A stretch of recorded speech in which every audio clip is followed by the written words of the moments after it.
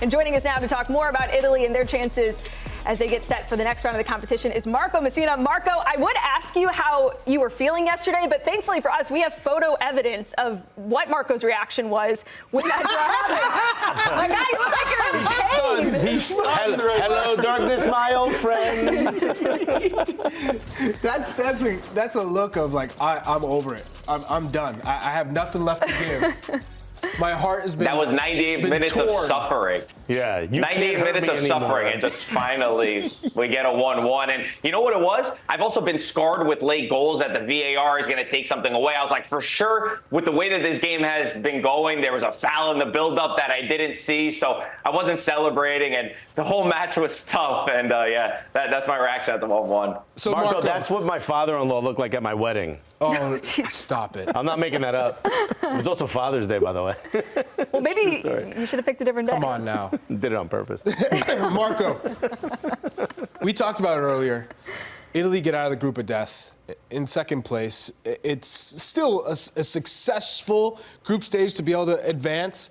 But what are you happy about? What are you proud in terms of this Italian side? Because, yeah, okay, the attack has been missing. But from a defensive standpoint, I think there are a lot of positives. I was happy with one half against Albania. I'm happy that we got through. I'm happy and hopeful that maybe this is a turning point that we need, because sometimes Italy struggle in group stages of tournaments. I mean, look at even the way that we go through qualification for major tournaments. And then when we get to the knockout stages, for some reason, we start to turn it on and we're difficult to beat. That man, Gigio Donnarumma, without question, our #1 goalkeeper, one of the best in the world. And I would say defensively, a guy like Calafiori, who's turned up, that he said yesterday he didn't even expect to be called up to the Italian national team, yet he's been the best player over these last 3 games for us. And then he even gets that crucial assist. He said he wanted to make up for the own goal that he scored. So if we're looking at the positives, it will be that, and hopefully the style of football and knowing our best players and who we can rely on is what we do going forward. Marco, I saw a clip you did a couple of days ago with your group, and I was happy they came out with 3 in the back. I really was, because I think we have the quality. But truth be told, Di Lorenzo, I just don't understand these days. Di Marco, I didn't think was good. Do you think we go with that again? Because that makes the most sense, but it hasn't really clicked. I think we have to go with a 3-man back line. I really think that it suits our squad a lot more than a 4-man back line, where a lot of the players are playing out of position. And if we keep that core, that Inter core with Bastoni and Darmian, and now since Calafiori is going to be suspended for this terrible yellow card rule with Buongiorno, I would expect coming in, who also played in a back 3. I think it's the way that we go forward. It's not a perfect solution. A 4-man back line would probably help Chiesa play in a more natural position. But I think for the way that the squad looks, it's what we're most adapt to. And I was very surprised that in the first 2 games, Luciano Spalletti went for the 4-man, even though within possession, when we have the ball, it does kind of become a 3. I think that we need to keep that at our core, and we need to play 3 men also in the midfield, because we've gotten totally outrun in the midfield in almost every single game, where we're not able to hold on to possession. We're not able to manage the flow. And when Italy were able to win the Euros in the last tournament, it was because our midfield was so dominant. Even when we didn't play great, at least our midfield was structured, and we would dictate the match a little bit more, and I haven't seen that in the first 3 games. Marco, we had Tony, another fellow Italian-American, put together his best 11. So I want you to take a look at this and let me know what you think, because this has been a big question mark for this Italian team. I left Calafiori in there because I'm hoping that UEFA changes this stupid rule over the next 24 hours. I'm with you, Marco. This whole yellow card thing drives me nuts. The worst. But anyway, this is. I'm trying to think of a way to attack this group. So this who goes Switzerland in for Calafiori then? Yeah, I guess it would be Buongiorno, maybe. I don't know how they go. Buongiorno, Mancini, those are really the only options. Gatti, but I think Buongiorno is the best one for the season that he had. The only thing is, you talk bad about Di Lorenzo, but we still got Di Lorenzo in this lineup? Well, give me the other answer. That's the problem. And I still have Chiesa in here because I don't have another answer. Truth be told, he hasn't been the Chiesa that we've seen in the past since his injury. So I have two changes. I have my lineup. The only difference is that I have, and again, these are not perfect solutions.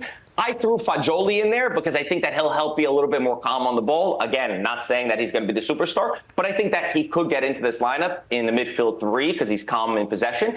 And on the right wing back, who I would love to try is Bellanova from Torino, because he actually has some speed. There's a lack of speed within this squad. And I know he's not great in tight spaces. And when we played against Ecuador here in the United States, I was disappointed that he didn't step up to the plate. But he's a guy that's at least a little bit more athletic, a little bit more dynamic. And I think for the way that Di Lorenzo has played over this tournament, he even said it himself. He said, if I wasn't as close to Spalletti as I was, if I hadn't been working with him, there's no way I would have been starting this last game. So I think you make a statement to the squad, you drop Di Lorenzo, and you try a youngster like Bellanova.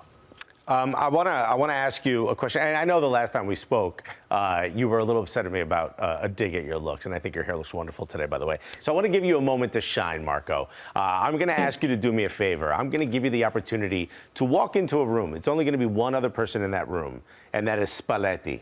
And I want to hear from you. What would you say to him based on how he's performed so far? And what would you say to encourage him moving forward? It's taking a lot of strength in me to not say something that's going to get me in trouble on TV. I could have made a couple hand gestures. Listen, I'm nobody to tell Luciano Spalletti, first of all. Let's just make that very clear. I think that he's been put in a tough position because he's only coached 13 games and he doesn't know his best lineup. But what I would say is I want to stop hearing the talk before the game. I mean, there's too much talk within this squad. Oh, we want to play good football. We want to outpossess. We want to dominate teams. We don't care just about winning. If we want to go forward, it's got to be about playing beautiful. But we've had none of that so far. Besides 1-1 to Albania, we have not played beautiful, and we haven't gotten great results. That's the only thing that I would say. And also, stop with your boy Di Lorenzo, please. I know that he's a son to you. I know that you said you have such a good connection with him, but I really don't understand what he's seeing in him. But again, I'm nobody to tell Luciano Spalletti what to do. But Marco, you and the rest of your group get to watch Italy continue on in the Euros. I know that you all have some superstitions. Were any new ones born out of the match yesterday? And tell us a little bit more about the group that you watch these games with. Yeah, new superstitions. Oh, we're actually going to bring a priest to the next game. He was supposed to come in the last yesterday, but he wasn't able to make it because, I don't know, there hasn't been the good football. We haven't played the way that we want to against Switzerland, which is actually the team that ruined us in our qualification for the World Cup. We tied them 1-1 where Jorginho missed the penalty, and then things all went downhill. Switzerland's an amazing team. Look at the way that they played against Germany. So I think we need somebody to help bless us wherever we're watching this game. Will he bless the space as well? Will he bless Only if he takes he's got 100%. Okay. 100%. We have an air conditioner. Not a priest. We have an air conditioner now, all right? We've upgraded, Alexis, since you've been there. And we keep certain people away. So we even said this. We had a new person who came yesterday, and if we start losing a game, they got to be thrown into the bathroom because they're the mush, like in the Bronx tale. So that's the only other superstition that's been born. Marco, maybe when you walk in the room with Spalletti, you should just bring a priest with you. Yeah. That might help that conversation. And then maybe replacing the water bottles with holy water. I don't know. These are just some ideas. You can take them or leave them, Italy, if you want them. But hey, Marco, great stuff. Hey, wishing you all the best moving forward. I was feeling for you yesterday. You looked like you were in pain, my friend. But I'm glad that things are looking up now.